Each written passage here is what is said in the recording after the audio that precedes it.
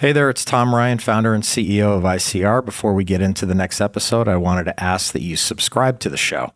It'll help us get even more unique and interesting guests on the podcast and in turn continue to educate management teams and the growing ecosystem that creates value for fast-growing private and public companies. And while you're at it, head over to Apple Podcasts and leave us a 5-star rating. Very much appreciated. I saw a need to prioritize. I saw a company that, again, was hit hard by what happened here, given that salons shut down when the pandemic hit. There are always great lessons in how businesses respond to change, especially when that business makes a major pivot to its business model in the middle of a pandemic. I saw a need to stabilize Regis as a platform, but also figure out what it meant to be a franchisor. So really the first things we started doing is, what can we do to stabilize our house internally? And how do we put the right strategy in to navigate at the salon level as a franchisor of hair salons?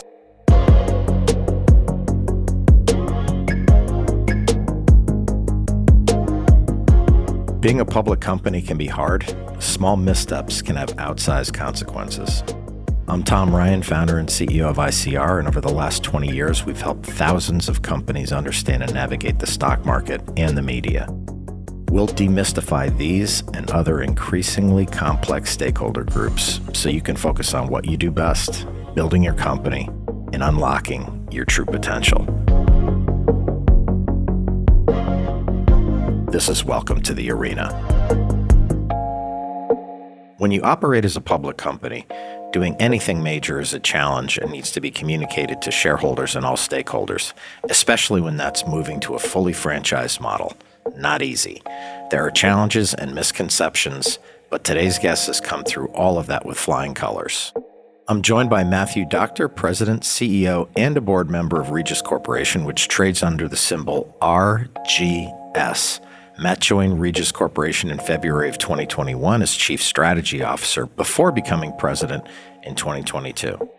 Previously, Matt was a partner and Chief Financial Officer for Kava Restaurants, a Tim Hortons franchisee. Prior to Kava, he held several roles at Restaurant Brands International, owner of the Burger King, Tim Hortons, and Popeye's brands. There, he was head of global development and franchisee performance for Burger King. He led M&A in Asia for Burger King and led all development efforts for Tim Hortons. Matt started his career as an investment banker for JP Morgan in New York. We sat down to talk about Matt's career and his incredible work with Regis during a really tricky period. Let's enter the arena with Matthew Doctor.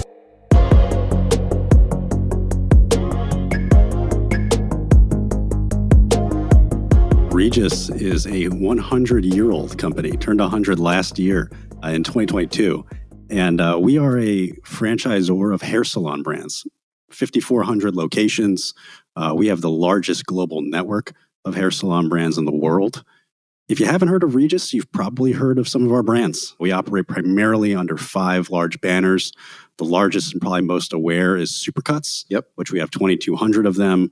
Our next biggest brand is a brand called SmartStyle. That is a captive Walmart brand. We're in over 1,500 Walmarts for those shoppers, which makes us one of the largest tenants, if not the largest tenant in Walmart. And then we have some other large brands as well. We own First Choice Haircutters in Canada, which is one of the largest haircut chains in Canada. We have a regional brand called Cost Cutters. That's a 600-unit chain, and we also have a men's barbershop concept called the Roosters. So those are the 5 primary operating brands. As I mentioned, 5,400 locations, 600 franchisees. This is a business that's been in transition. I mentioned we've been around for 100 years. For 96 years of those 100 years, we predominantly owned and operated our salons. So we recently undergone and have completed a major transition of our business model to a fully franchised model. That's why we have 600 owners, really across the entire US, Canada, and really service the value segment of the customer base. Yeah. How do those 5 brands fit together? Are some going after different demographics or price points? I know that many of the brands have been around for a really long time, but how does that portfolio kind of fit together in your mind? Yeah, no, that's right. There is a very conscious effort about which brand should we have in our portfolio. At what time Regis grew through serial acquisitions as an operating company, ended up having 60 plus brands all regionalized. So when we made the decision to go fully franchise, it was, how do we get down to the lowest amount of brands that can service the broadest amount of customers in that value segment? So when we think of Supercuts, okay, we checked off a very male-leaning, focused, value-oriented brand. Yep. When you look at our SmartStyle brand, okay, that's captive for the Walmart customer, capturing the traffic in that store. Great. And then you start looking at the rest of our portfolio. Those are really more family-leaning, female-focused, more of the chemical color services that really service the value female segment. So it was really getting down to a base of brands that can have the broadest depth of coverage of our customer base. Yeah. So I'm glad you brought that up. When you first hear about the company or some of the brands in particular that you mentioned, you might think of just haircutting, but you're doing a lot more for the end customer than probably meets the eye. What are some of the service that you're providing across all those brands? No, that's right. It's full range of service. Even in a brand like Supercuts, I think what people don't realize is we actually do service female customers in that brand as well. You can get a color treatment there. You can get a relaxing treatment there. So we offer female-focused items and services within Supercuts. But again, across all of our brands, you can find a broad array of anything you want to do from a hair perspective, color, trim, cut, really anything there. We have you covered for all things as it relates to hair. You have such a huge system. If you kind of break it down geographically, generally speaking, where are your franchisees located and what are really the demographics of the customer, the end customer? Yeah, no, it's diverse. I mean, and we're really spread across the country. I mean, we have some pretty good coverage, heavily concentrated on the coasts, large concentration in the Midwest. I really can't think of an area that we're not, where you're talking about a platform of 5,400 locations. So we're pretty well covered throughout the U.S. And as I mentioned, kind of the demographics of customer, I do mention value, but when I say that, I just say that from the perspective of a price point. But there's many different types of folks who play into that from a customer segmentation perspective. Anything from someone who's just looking to get their hair done. Yep. I don't care. I just want it done by a trained professional, not myself. Look good, look bad, whatever. To someone who actually is making money, does care, Yep. and it's more of a convenience value for money play. So even though it is a value price point, it really does attract really the gamut of customer. Turning the clock back a couple of years, how did the Regis opportunity come your way? Yeah. And when you kind of walked in, what condition was the business in? What did you see? No, it was a great foray and introduction to my background. I'll just give a little bit from my perspective, finance and franchising. So I started my career as an investment banker, JP Morgan in New York. Wasn't even in retail, as you mentioned. Yeah. I was covering financial institution clients. Looked to do something completely different, entered the world of franchising, and having left, I think I bring a really unique perspective to franchising, Yep. given that I was on the global franchisor side, running global development, franchisee performance, international expansion for the Burger King brand. Moved to Canada after the merger with Tim Hortons, ran development efforts there. Got to see things from the inside of a global franchisor. Always wanted to be an entrepreneur. Never knew what I wanted to do it in. Yeah. And after selling the dream of large-scale franchisee ownership for so many years, I was like, this is it. Maybe I can bring my finance background, my background from being inside a franchisor, and give this a go. Me and my partners became the largest Tim Hortons franchisee in the system, scaled to 83 restaurants, saw an opportunity to exit that at the end of 2020. And that's when I found Regis. I actually joined originally as an independent contractor. I was brought in to help wind down the transition. I was thinking about what's next. Yeah. I thought I was going to go down the entrepreneurial route again, Yeah. to be quite frank. But after I got here, so we had about 1,200 salons left to transition over to from corporate to franchise. I started peeking around. It was in the midst of the pandemic. And I was like, wow, it has been hit hard, no doubt. Yep. No doubt about that. But there is an underlying platform here that is incredible. There is a new shift in business model that makes a ton of sense and one that I'm intimately familiar with. There is a industry backdrop, which is awesome. There's a need for this. There's brands that had high level of awareness and penetration throughout the company. There was an unbelievably resilient and passionate team. I got super energized, and I know, while there are definitely challenges that were being faced by the pandemic, I wanted to be part of that solution. So that's ultimately why I joined. I saw a need to prioritize. I saw a company that, again, was hit hard by what happened here, given that salons shut down, given that we actually got caught in the middle of that transition from corporate to franchise when the pandemic hit. So what happened there, we were saddled with a bunch of corporate salons that we didn't qualify for the government loans for. So we took major hits on that. So profitability started going deeply negative. We had to draw down major on our revolver to even navigate the times. Yeah. Cash was being used to navigate. So really, there's a few things. I saw a need to stabilize Regis as a platform, but also figure out what it meant to be a franchisor. So really, the first things we started doing is, what can we do to stabilize our house internally? And how do we put the right strategy in to navigate at the salon level as a franchisor of hair salons? What characteristics of the business, in your mind, lend itself so nicely to the franchise model versus kind of operating company-owned units? Yeah, there's a few things that we thought about when doing this. We looked at it kind of through two lenses. First one being financial, the other one being operational. From a financial perspective, from a Regis perspective, the strong recurring revenue base, the predictable business model of that revenue stream, the asset-light nature of things and capital-light nature. We were making EBITDA, but a lot of that money was being poured back into the business. So just from a streamlined business perspective, the multiples that proven franchisors trade at, we saw a lot of value creation moving this way.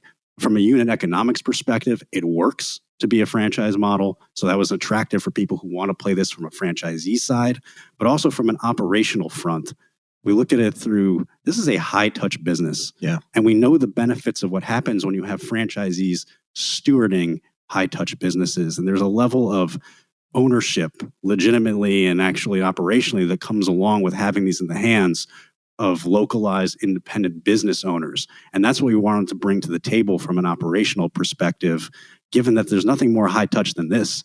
You're really dealing with stylists who are putting their hands in and around your face. So there was that element of it too. So financial, operational, and ultimately down the line, a catalyst for growth of this platform. Yeah. I love the business kind of going into 2023. I mean, it's one thing in COVID when stores are shut down and people can't leave their home and all of that, than being in kind of an economic cycle where interest rates are rising or whatever. People have to get their hair cut, right? This is like a really defensive business. Maybe you go in and you're not getting every treatment, but you're going in, right? Yeah. No, that's 100% right. And that's a lot of the reasons why when I said, hey, attractive industry, this is almost as close as you get to a subscription model without being an outright subscription model. Men come in on average in this segment 10 times a year, spending subscription-like, right? Yeah. $280 on average. Women are coming in on average 6 times a year. So this is something that is recurring, and it continues to be recurring. And that is, for all times, is a great thing to have. Yeah. Well, listen, you can be in the right place at the right time with the right company, but it's all about execution. Maybe you can talk a little bit about the senior team, the changes you've made since you've been aboard, areas that you're looking to invest behind, but talk about the senior team, because that's what it takes to make it happen, right? Yeah, I know it's cliche. I know probably everyone has come on here and said, they're biased and their team is the best. So I'm going to add to that as well. I'm biased and I think the team is the best. Hey, look, you heard my background. I mean, I got placed into the CEO role during a difficult time, a time of stabilization, transition, and it's not a secret that this is a turnaround story. And I absolutely love the team. They made my job, and not just the senior team, the entire Regis organization has made my transition as seamless as possible during a time where it could have been anything but. Yeah. And I think if you look at us, it is a perfect mix of complement of legacy institutional know-how and new folks that have brought in who bring complementary skill sets in franchising. I mean, our CFO here who's with us, Kirsten, been here for close to 16 years. Our COO, Jim Lane's been here 10. Our head of technical education, 25. And then you start thinking of, okay, the other hires that we brought in. Chief Digital Officer, been here 2 years, ton of knowledge in the franchise salon technology space. Chief Marketing Officer, brought in from European Wax, knows a ton about customer retention, beauty, and franchising. So, legal officer, people officer, both folks from heavy franchise backgrounds. So it's a perfect mix of this complement of legacy folks. We challenge each other. We have no egos. We complement each other. We trust each other. And we're all here just for the betterment and success of Regis. It's unlike anything I've been a part of, and it keeps me going.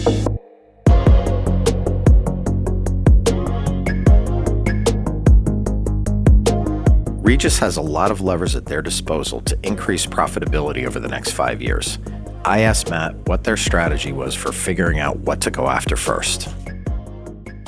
The biggest thing was prioritizing in a situation that we could have done a ton. So, when it comes to the salon level, driving salon level sales and profitability, We really wanted to ensure that we were making focused bets. So, and this just doesn't come from our mind. I made a conscious effort to solicit the feedback from all of our franchise partners. They're on the ground, they're running the day-to-day. We may know the roadmap, they know the terrain. So really over the last, call it first part of last year, when I took over as CEO, it was listening. It was listening to what are those bets that we should make that affect the business the most. And it really came down to two key areas of what we need. We need stylists who are trained behind the chair, cutting hair. That is our product. Yep. And we need customers in the seat getting their hair cut to turn that product into revenue. And I challenged the folks. I said, what are the two bets that we can make in each of these arenas that we can own and that we can be the absolute best at in this category where we have a leadership position and in a fragmented market? So the one that it came down from stylist retention and recruitment, our big bet there is on education.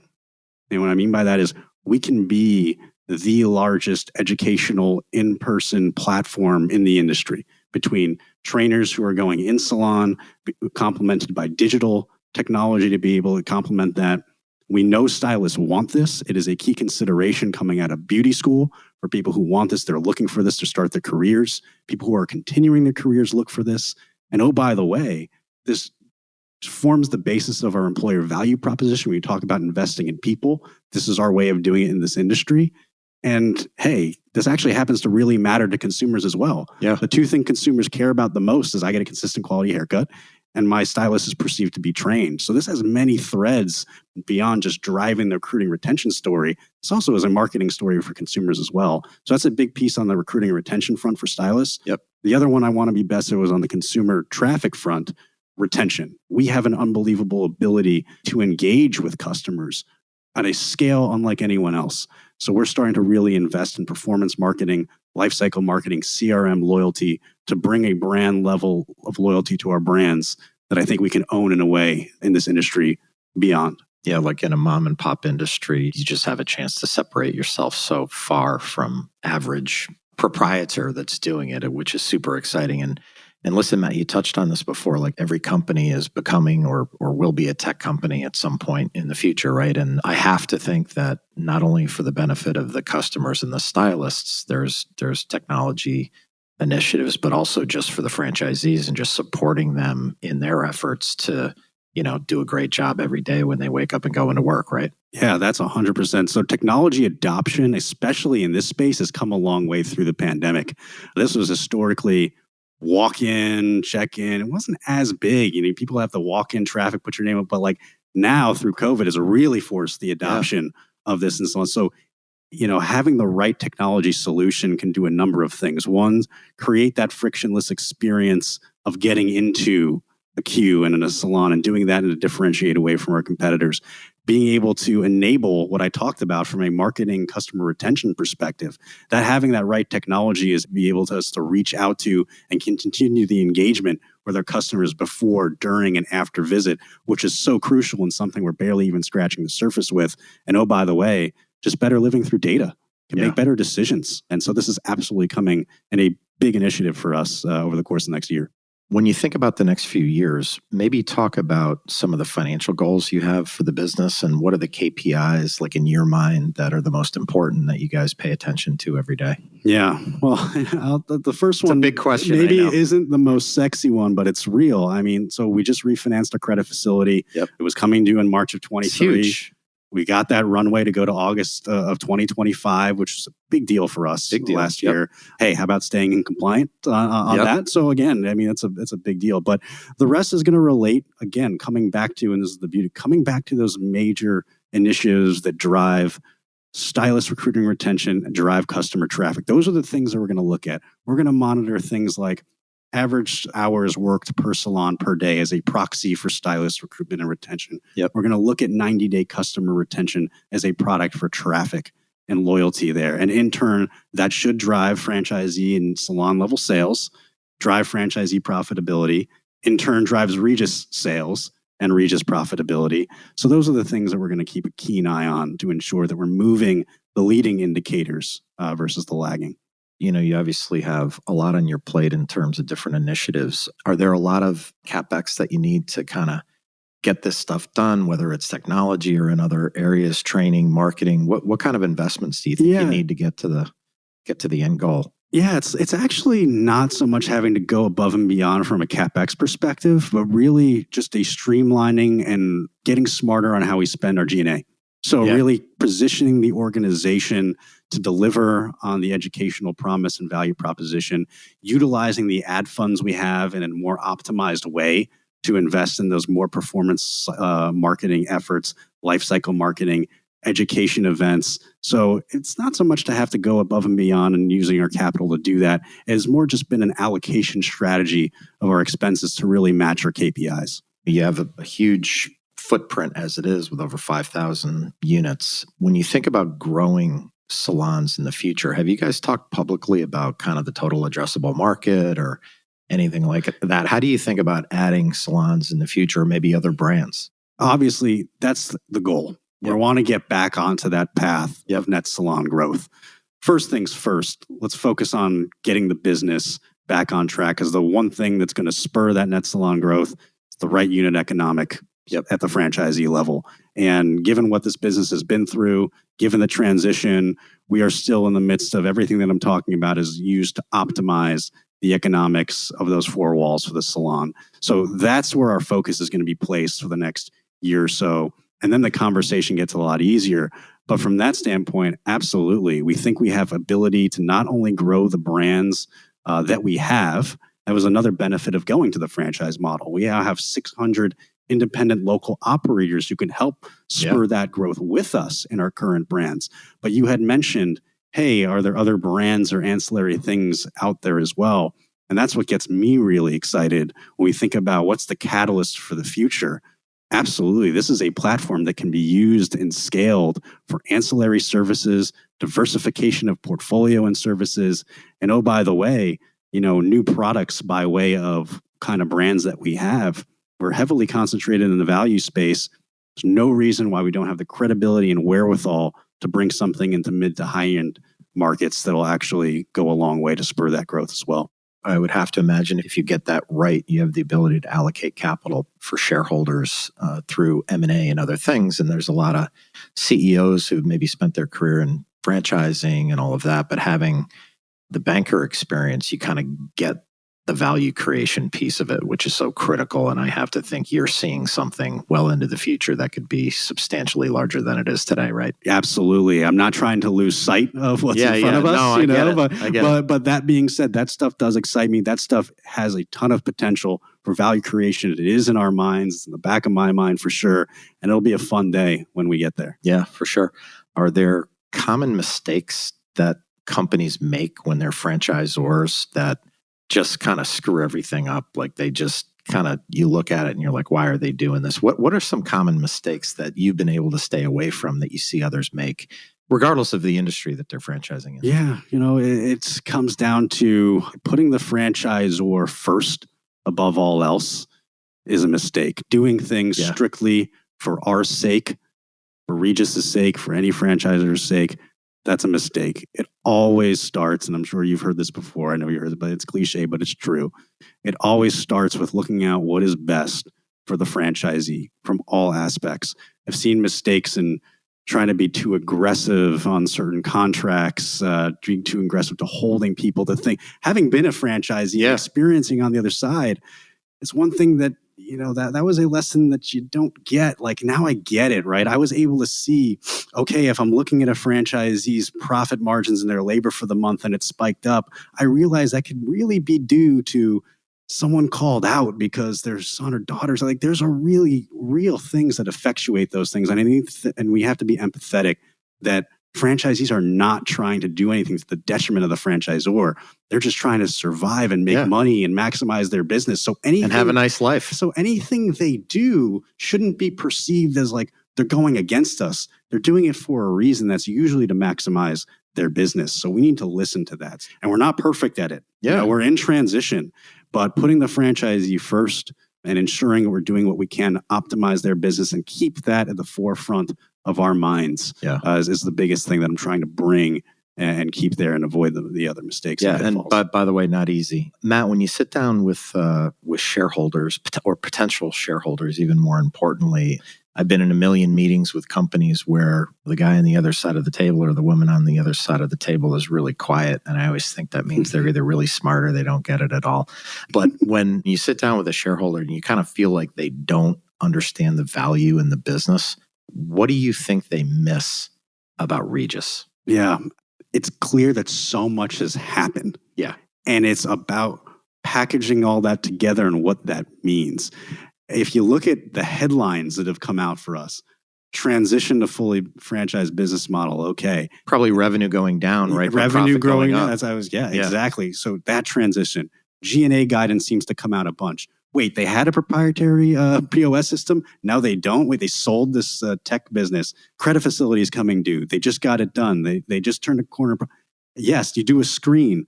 Oh man, there's a bunch of lease obligations, but that's actually serviced by the franchisee, so it's a pass-through. Revenue looks like it's massively declining, but really that's not the main metric. That's a good thing. At royalty revenue, right? So I think the biggest miss is, and it's on us, we need to do a better job of this, and that's kind of why we're here and on these efforts, is putting together what all of that means for the investor, that, hey, we did all of this to stabilize ourselves. We've turned the corner on profitability. We have initiatives in place that we feel great about, and that's why it's an exciting business. Regis has a great story that most people don't know about. It's a business that was founded over 100 years ago and is now a leader in hair services across the U.S. and Canada. Today, they've got a strategic brand portfolio. They've made significant progress getting towards fully franchised from a split from company-owned and franchised, and they have strong subscription-like revenues with a huge total addressable market. They're in a great position. At Welcome to the Arena, we're working really hard to bring you exciting guests and great content. If you found this episode insightful, subscribe to the show on your podcast app and leave us a 5-star rating. The more the show grows, the more interesting voices we can have on the podcast, and in turn, that should demystify a lot of the stakeholders around public companies and soon-to-be public companies. Thanks for listening. I want to thank Matthew Doctor for joining me on the show today. He and his incredible team have helped Regis develop and execute a great plan, and they've got a big runway ahead. We'll be watching Regis, and I'm looking forward to having Matt back on the show for an update. This is Tom Ryan. We'll see you next time back in the arena. References to specific stocks are not intended to be recommendations for specific trading behavior. Comments presented on this podcast are intended for informational and educational purposes only, and do not represent opinions or recommendations on whether to buy, sell, or hold shares of a particular stock. All investors are advised to conduct their own independent research into individual stocks before making a trading decision. In addition, investors are advised that past stock performance is no guarantee of future price performance.